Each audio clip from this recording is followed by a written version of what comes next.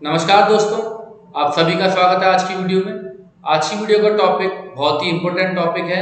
इस बार की GSTR 3B में क्या कुछ नया है। इस बार की जीएसटीआर 3B का मतलब अगस्त 2022 की 3B जो कि आप सितंबर 2022 में फाइल करने वाले हो, इसमें क्या कुछ नया है। तो सबसे पहले मैं आपकी टेंशन को कम करना चाहूँगा। ऐसा कुछ नहीं है कि आपको जीएसटीआर 3B कहीं से सीख के आने पड़ेगी, बट हाँ, गवर्नमेंट का कहना यह है कि जो आप जीएसटीआर 3B में रिपोर्टिंग करते हो वो रिपोर्टिंग थोड़ी प्रॉपर करने लग जाओ। ये बात हम शुरू से ही कहते आ रहे हैं कि अपना बचाव खुद करना है। आप जितनी अच्छी गवर्नमेंट को रिपोर्टिंग करोगे उतने कम आपको नोटिस आने के चांसेस है। इसके लिए मैं अपने कोर्स में हमेशा एक बात बताता हूँ, ये आपकी नहीं बता रहा, ये तो चलो अगस्त 2022 की जीएसटीआर 3B की रिटर्न की बात है। मैं हमेशा अपने साथ जो हमारे साथ जुड़े हुए हैं, आप भी हमारे साथ जुड़े हुए हो, मैं हमेशा अपनी वीडियोस में भी ये बात बताता हूँ कि अगर जीएसटी में स्ट्रेस फ्री लाइफ आपको व्यतीत करनी है, नोटिस के चक्कर में नहीं पड़ना है, तो एक चीज की गांठ बांध लो। वो चीज क्या है भैया?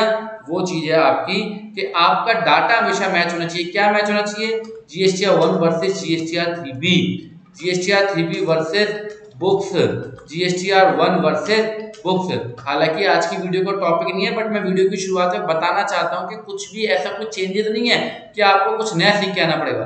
पर ये जो चीज मैं आपको बता रहा हूं ये तो आपको सीखनी पड़ेगी, ये अब नहीं, ये आपको शुरुआत से आनी चाहिए। मतलब ये एक अकाउंटिंग के आपके बेसिक्स हैं कि अगर जो आप गवर्नमेंट की रिपोर्टिंग कर रहे हो वही आपका मैच नहीं है तो भैया फिर जीएसटी से लव लेटर आना आपका तय है। मतलब कि आप जो 1 में डाटा फाइल कर रहे हो और जो 3B में डाटा फाइल कर रहे हो वो मैच होना चाहिए।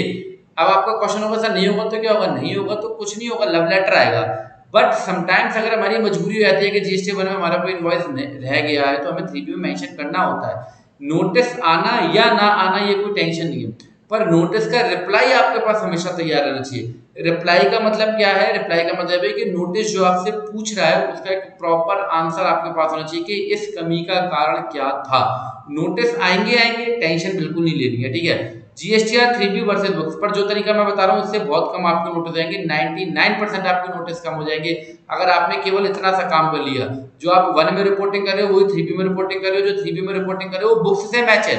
लोग बुक को नहीं मिला रहे आजकल। भैया बुक नहीं मिलाओगे तो कोई सीए नहीं मिला पाएगा, अकाउंटेंट ही बुक मिला सकता है, सीए साहब के बस की बात नहीं है। बस के बात नहीं का मतलब ये है कि सीए एक अलग व्यक्ति है भैया, उसका काम प्रोफेशनल है। हम लोग आप लोग बुक्स ऑफ अकाउंट को मेंटेन करना है, हमें ये चीज को आना चाहिए क्योंकि डाटा आप फीड कर रहे हो, सीए साहब फीड नहीं करे। जब आपने जो डाटा फीड करा है और जो पोर्टल पे रिपोर्टिंग करी है वही मैच नहीं है तो भाई साहब फिर अकाउंटिंग क्या करोगे, ठीक है। जीएसटीआर 1 वर्सेस बुक्स मैच होना चाहिए। जीएसटीआर 1 का में जो आप डाटा रिपोर्टिंग कर रहे हो बुक्स से मैच होना चाहिए। इसके अलावा आपका जीएसटीआर 3B वर्सेस, चलो जीएसटीआर 3B वर्सेस लिखते हैं, GSTR 2A and 2B reconcile होना चाहिए। मैं कभी भी ये नहीं कहता कि 2B के अकॉर्डिंगली आईटीसी क्लेम करो, 2A के अकॉर्डिंगली आईटीसी क्लेम करो। 2A और 2B रिकंसाइल होना चाहिए। आईटीसी तो भैया बुक्स के अकॉर्डिंग जाएगी। अब इस बात को सुन के कहीं गुस्सा मत कर लेना कि सर सब तो कहते हैं 2B के अकॉर्डिंग क्लेम करो। 2B के अकॉर्डिंग क्लेम नहीं कर सकते, 2B 2A को देखना है।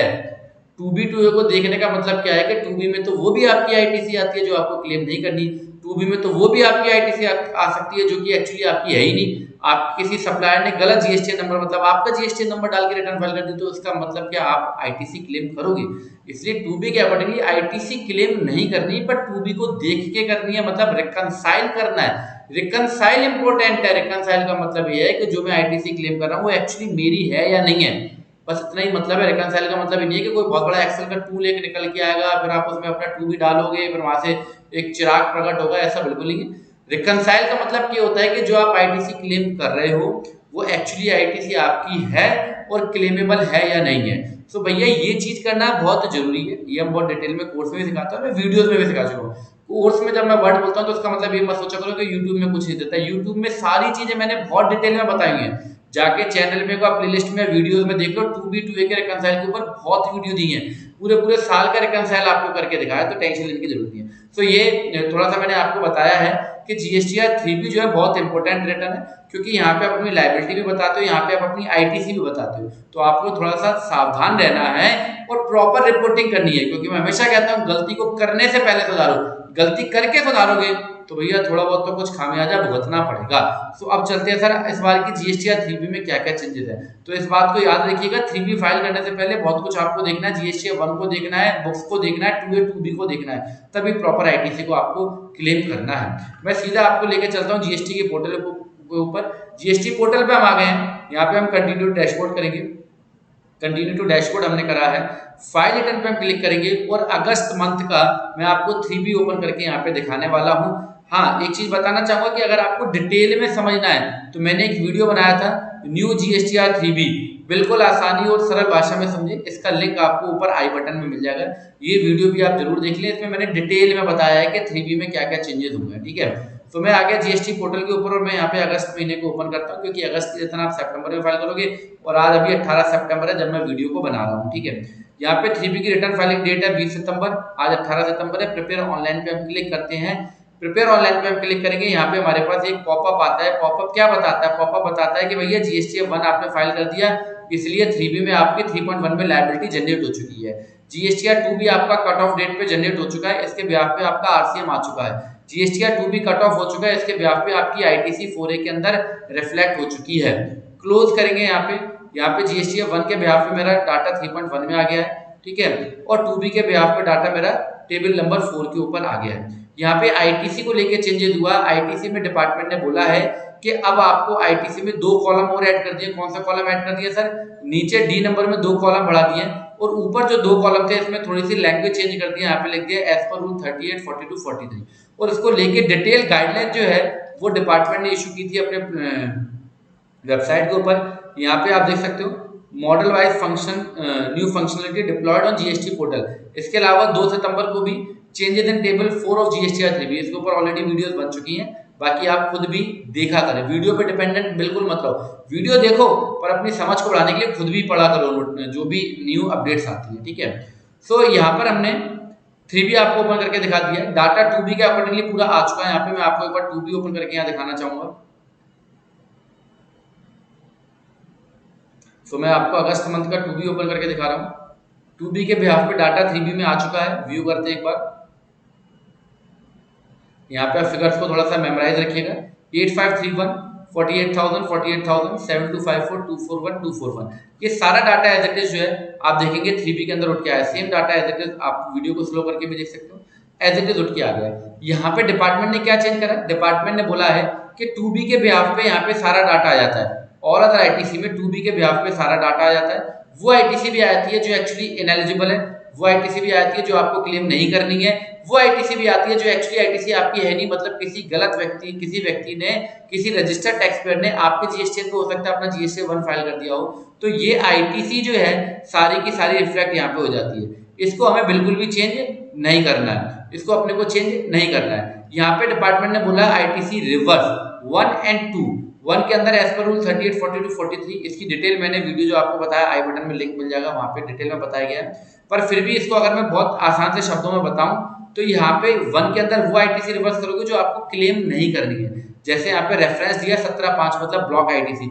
42, 43 मतलब कैपिटल गुड्स और एग्जाम गुड्स की आईटीसी अगर आपने क्लेम, क्योंकि अगर वो 2B में आ रही है तो आपको क्लेम नहीं करनी है। मान लो आप अगर एग्जाम गुड्स को सेल करते हो तो जो आपने परचेज के ऊपर टैक्स पे करा है वो आपको क्लेम नहीं करना है। कैपिटल गुड्स के ऊपर जो ऐसी आईटीसी है जैसे कि व्हीकल्स की आईटीसी है, इम्यूअल प्रॉपर्टी की आईटीसी है, वो सब ब्लॉक्ड आईटीसी है, तो वो आपको आईटीसी नहीं क्लेम करनी है, तो उसको आप यहाँ पे रिवर्स करोगे क्योंकि वो क्लेम नहीं करनी है, मतलब रिक्लेमेबल नहीं है, मतलब परमानेंट इन नेचर है। रिवर्स कर दी तो कर दी। अदर्स का मतलब क्या? अदर्स का मतलब है जो परमानेंट इन नेचर नहीं है, जो आप आगे जाके भी क्लेम कर सकते हो। तो यहाँ पे बाय डिफॉल्ट यहाँ पे आईटीसी आ रही है, ये रिवर्स हो रही है। देख लो आप 8,531, ये बाय डिफॉल्ट आ रही है, अभी हमने फिलअप नहीं करा है। क्यों यहाँ पे आ रही है? क्योंकि ये डेबिट नोट की आईटीसी है, हो सकता है हम आगे जाके क्लेम करें, इसलिए इसको रिपोर्टिंग करने का तरीका ये है अदर। ठीक है, इस चीज को बड़े ध्यान से समझिएगा। 2B के अंदर जो देख रहे हैं डाटा यहाँ पे आ रहा है अदर्स के अंदर। अदर्स में कौन सा आ रहा है sir? Credit note debit note की आईटीसी है जो कि हमने गुड्स को रिटर्न करा है, सर्विसेज को रिटर्न करा, वो यहाँ पे बाय डिफॉल्ट रिफ्लेक्ट हो रही है, आपको उसको चेंज नहीं करना है। कुछ लोग यहाँ पे आईटीसी को कम कर देते हैं, वो भी नहीं करना है। यहाँ पे पूरा 2B का आईटीसी लिखना है, यहाँ पे वो आईटीसी रिवर्स करना है जो परमानेंट इन नेचर है, यहाँ पे वो आईटीसी रिवर्स करना है जो टेम्परेरी इन नेचर है। इसके अलावा डी के अंदर 1 में आप वो आईटीसी बताओगे जो आपने प्रीवियस मंथ में 4B2 के अंदर रिवर्स की है और इस बार आप क्लेम कर रहे हो, तो उसको आप दो जगह पे रिपोर्टिंग करोगे। नंबर 1 यहाँ पे रिपोर्टिंग करोगे एंड नंबर 2 आप उसको यहाँ पे रिपोर्टिंग करोगे। एंड ये वो आईटीसी है जो ना तो 2B के अंदर है, ना यहाँ पे आपने रिवर्स करी है, और वो यहाँ पे आपको शो करनी है अगर आप उसको कुछ वापसी कर रहे हो। ठीक है, सो ये सारी कहानी है, कुछ भी घबराने की इसके अंदर बात नहीं है। जैसा 3B फाइल करते हो वैसे 3B फाइल होना है, बस थोड़ा सा आपको बुद्धि का प्रयोग करना है। बाकी एक बात को आप हमेशा याद रखिएगा कि जीएसटीआर 1 से आपकी बुक्स मैच होना चाहिए, जीएसटीआर 3B से आपकी बुक्स मैच होनी चाहिए, ये बहुत इंपॉर्टेंट है। बुक्स मैच कराना बहुत जरूरी है। ऐसा ना हो कि जो आप 3B में डाटा दे रहे हो वो आपको बुक्स में है ही नहीं, तो ना तो आप सीए को जवाब दे पाओगे, ना ऑफिसर को जवाब दे पाओगे, ना अपने आप को जवाब दे पाओगे। तो इसलिए जो मैंने अभी आपके स्क्रीन पे लिख रहा हूँ ये आपको काम जरूर करना है अगर जीएसटी में आपको टेंशन फ्री रहना है, स्पेशली अकाउंटेंट्स को। ठीक है भैया मेरे, क्योंकि जब बात कुछ भी बनती है तो कोई भी प्रोफेशनल एक ही बात बोलता है कि आपके अकाउंटेंट ने डाटा भेजा था, मैंने तो फाइल कर दिया। तो इस अगर धब्बे से बचना चाहते हो, इस कलंक से अगर बचना चाहते हो भैया, तो आप अपना प्रयोग खुद करें दिमाग का। 1 और बुक्स को मिला के चले, 3B बुक्स को मिला के चले, 1 और 3B को प्रॉपर्ली फाइल करें। इसके अलावा 2A और 2B दोनों को बिल्कुल ये मत समझो कि केवल 2B रिकंसाइल करना है। 2B की औकात, 2B की वैल्यू केवल मंथ के लिए वैलिड होती है, 2A की वैल्यू ईयरली बेस पे वैलिड होती है, क्योंकि आज भी अगर आप जीएसटीआर 9 भरते हो तो वहां पे जो डाटा आता है वो 2A के हिसाब से आता है। तो 2A कोई आपका दुश्मन नहीं है, 2A को छोड़ नहीं देना, 2A भी रिकंसाइल करना, और 2A रिकंसाइल करना बहुत जरूरी है, और 2B भी रिकंसाइल करना है। हो सका तो मैं डिटेल में इसके ऊपर आपको वीडियोस देता रहूंगा, हालांकि पीछे मैंने वीडियोस देखी हैं, तो एक बार वीडियो सेक्शन को जरूर चेक कर लें। तो आज की वीडियो में मैंने आपके साथ डिस्कशन किया है कि 3B में आपको कैसे सावधानी करनी है, और साथ ही साथ 3B में क्या कुछ नया है। 3B में नया क्या है कि अब आपको आईटीसी की प्रॉपर रिपोर्टिंग करनी है।